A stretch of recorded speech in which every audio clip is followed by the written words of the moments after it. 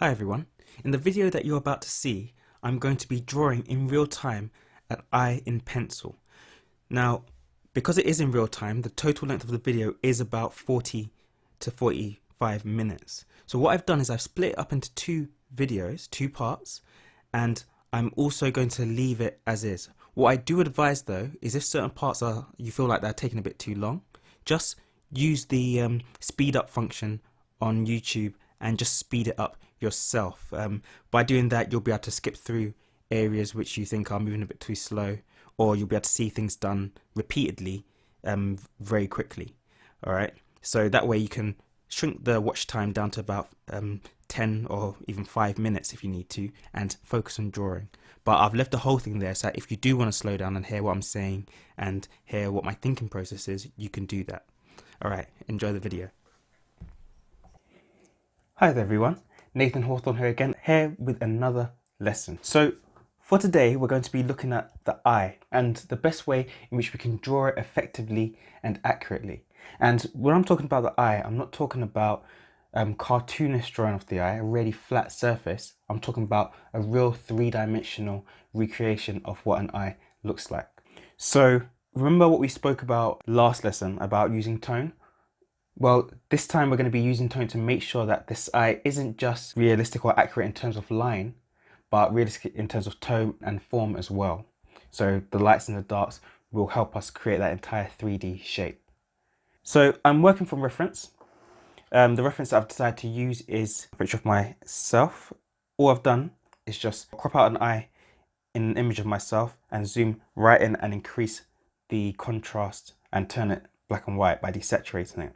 Okay, easiest way to do it, and that way I don't have to deal with transforming it from a color image into a black and white image. It's already done for me. So we're just going to start off by drawing a simple lines. So the eye itself is of course a sphere, but it sits within your eye socket. So we're only seeing a small section of the entire thing. So let's start off with just the top section of the eye. And the best way to do it is with 3 lines. And there. Okay. 3 quite linear lines right there. And then the bottom. So we'll have the tear duct there. And then we'll just follow it round like so. Okay. Now, while we're here, let's also put in the line for my eyelid. It sits just a little bit above. This one is quite clearly curved in comparison to the eye itself. And then I'm just going to lightly also marking where the shape of my eye socket and brow is, so that I know exactly where to put my eyebrow later on. So there we go. And I'm just going to box in my eyebrow lightly like that. Okay, so there we go. So we've got the beginnings of something now. All right, so let's start going in with some of the details around the eye, just so we know where everything is before we start adding any tone. So the tear ducts around here.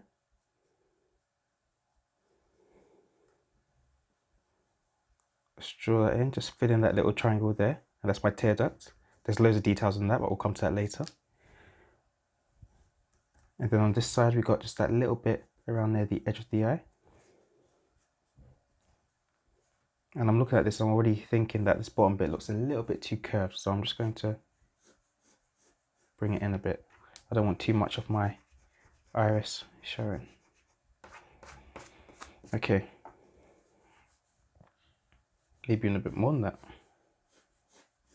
There we go. We'll also put in the little mark that's underneath that's underneath my eye, which is where, of course, the bottom bit of the eyelid bulges out because of my eyeball being spherical. Because remember, the eye is a sphere, and an entire sphere sitting in the eye socket, just covered by the flesh of your face. So there we go. All right, and then of course I need to put in the actual iris and pupil themselves. So one thing that you'll notice about the iris and pupil is that they are a perfect circle, but because of the spherical shape of your eye, if they tilt to the right or left or down or up, then they stop being a circle and they start being an oval shape. And that's literally because you're starting to see the circle at an angle, so it changes into different forms of ellipses or ovals depending on where they are. But if the eye is looking straight at you, then it retains that perfect circular shape. So when I took this photo, I was looking exactly at the camera, so my iris looked just like this.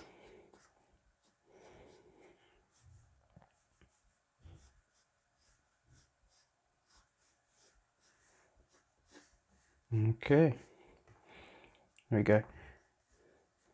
And it's not super clear in this picture because this picture is a bit dark, but I can sort of make out my pupil right here. Now, just for future reference, while I'm doing this video, I'm just going to tell you what's what. So that is your sclera, that is your tear duct, that is your iris, and that is your pupil. Okay. Hopefully that's nice and clear. There are of course more things going on here, but that's the basic ones that you need to know and that I'll be referencing. Now, what some artists do, I don't do it very often, but I think it's a good idea to teach you, is to actually draw in the thickness of the eye itself, of the eyelid itself. So watch here. What they'll do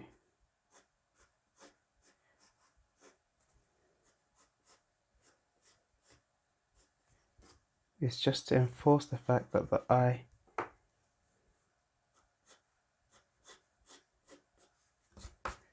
is sitting underneath a thick layer of skin, the eyelid, is they'll make the eyelid actually have a visible thickness,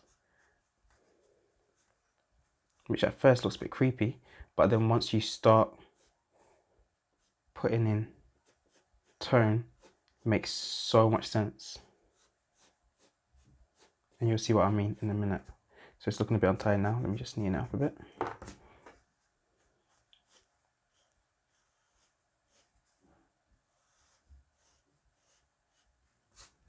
Okay, and we'll just leave it like that. So there's a basic outline of my eye. Doesn't look amazing, but half-drawn images never do. So let's finish this off. So I'm going to switch over to a 2B now, and we can start adding a little bit of tone. Now, remember when I did my tonal chart in the last lesson, the one on the tone, and I had the variety of tones from dark all the way through to light? Well, we're going to be hanging around the middle for this section because we're just going to pinpoint where the darker bits are and where the lighter bits are in the drawing. So we'll leave the lightest parts, the white of the paper, and any dark parts we're just going to keep a flat sort of mid-tone. So here we go. There's always, well, almost always going to be a pile of shadow here, which is sort of where your eye socket is sitting and where it meets your brow, because remember your eye socket is literally just a hole in your face. So the big brow that sticks out above your eye, which is actually there to protect your eye, that is always in shadow, or there's always a shadow underneath it, simply because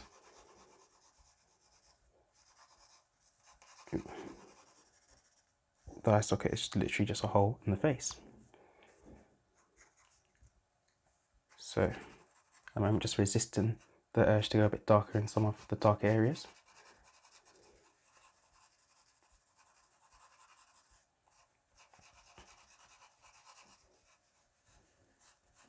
Or go into too much detail, because you don't want to get bogged down by detail yet.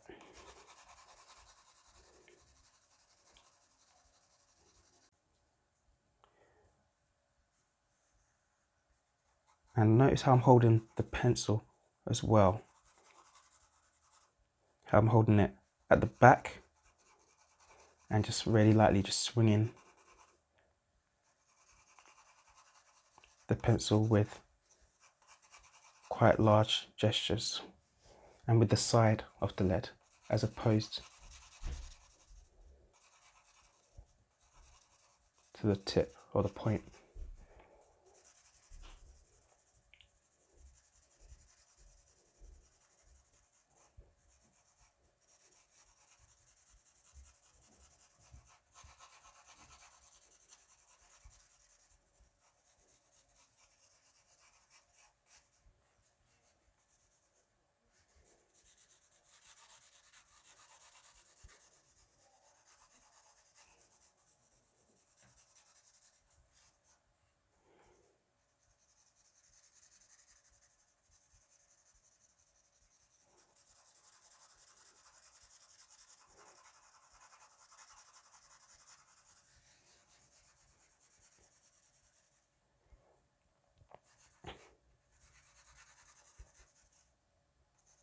Okay, and we'll leave it there for now on the outside. And now for the inside.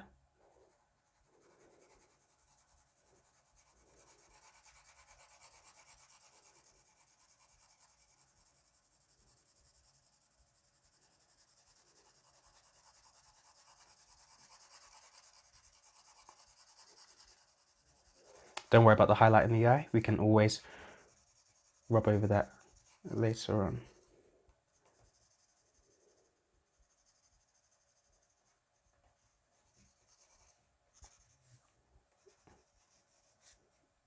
There we go. And in there. Okay, so now we are starting to get somewhere.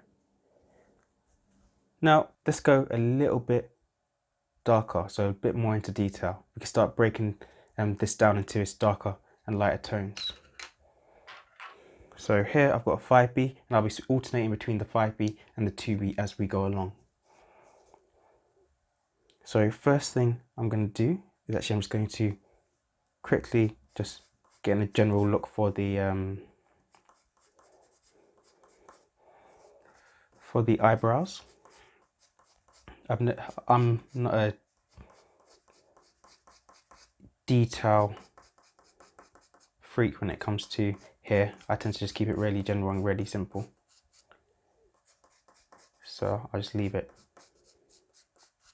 like that for now. Later on I can come back and neaten it up if I really want to, but it doesn't bother me that much. We just block it out using just a side of a very dark pencil, and we can go darker later on, but for now we'll leave it.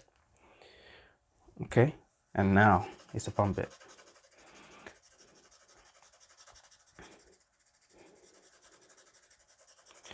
So we start filling in those tones. It's good to find the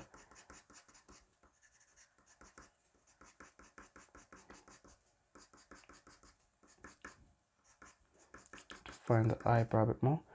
Right, start getting these tones around the eye and the eyelid. And as you can tell, I typically work from the top left down to the bottom right. It's how we read and it's how I write because and how I draw as well because I'm a right-hander. For you left-handers, you might want to work from the right to the left, simply to reduce the smudging of your work. Alternatively, you can just put another piece of paper on top of your work here, and that will stop you from smudging it as bad as well. Okay, so here are some of the darker parts of up here.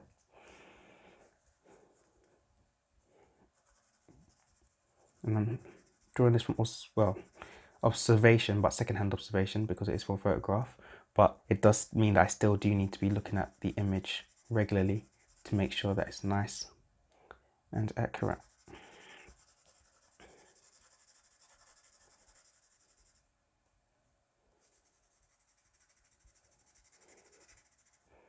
Okay, let's go a lot darker.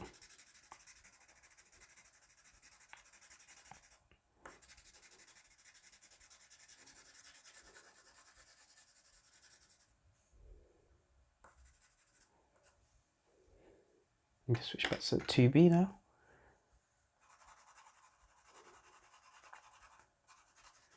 And keep that gentle fade from the eyelid.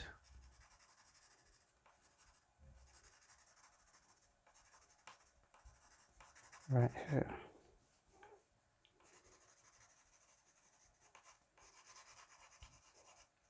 And here, because there's a highlight that passes right down here. You need to be careful not to go too dark here.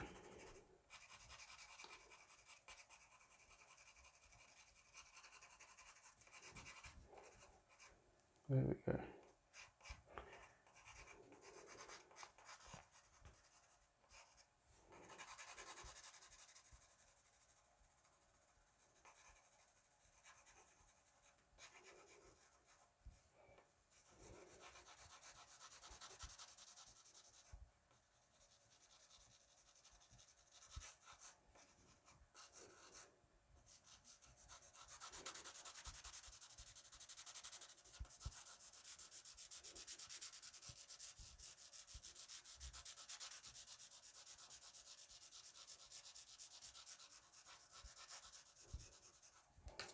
Okay, let's switch back, go a bit darker right here. So it's back to the 5B here. We're starting to lose a little bit of definition on the eyebrow, which means that I'll need to make them a little bit darker again, but that's fine.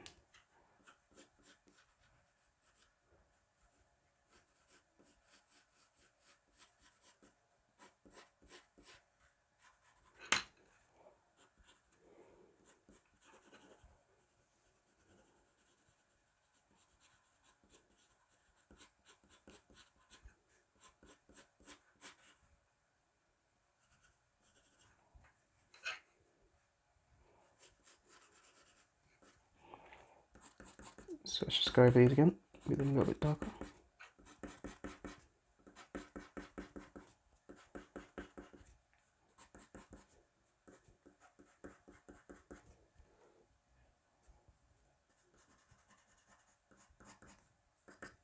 There we go, nice and defined. So let's go on to this part of the eyelid. So that little bit that we drew in just to show that the eyelid has some thickness. So I'm sticking with the 5B for this. This is going to be in shadow, this is underneath. So it will be quite dark. And later on we'll add the eyelashes too, but we'll leave that for now. That'll be one of our finishing touches.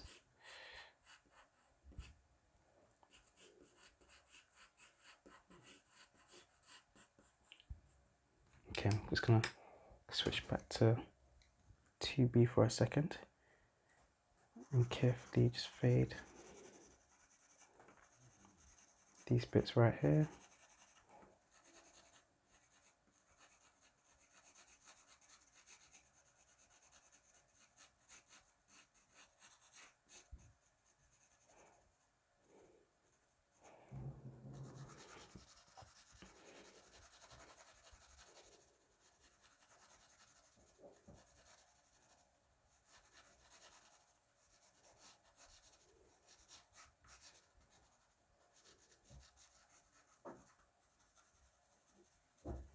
Try and minimize some of these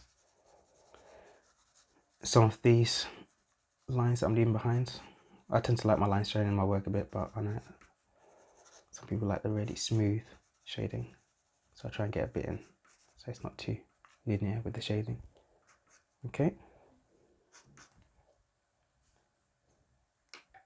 and then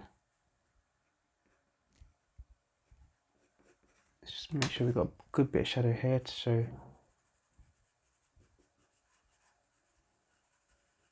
where the eye dips in.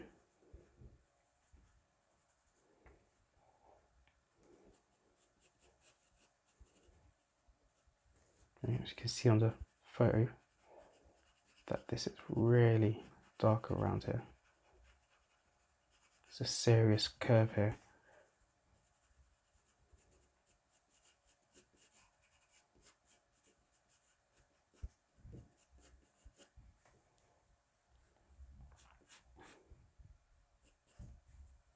There we go.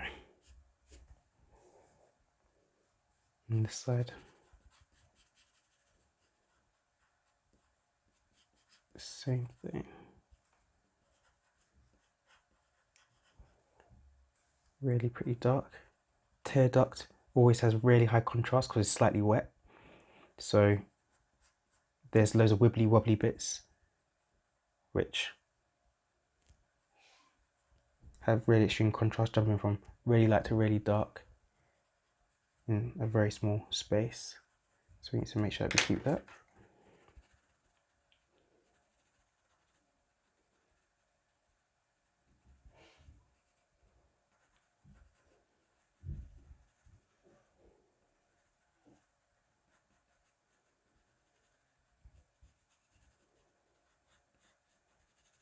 There we go.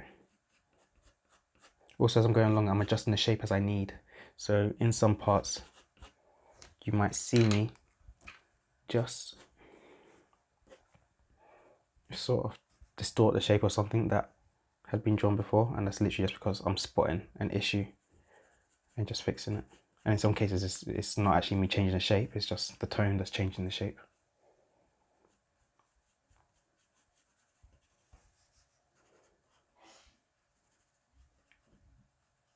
Right, and here we are. So we're doing really good there. Switch back to 2B. Start.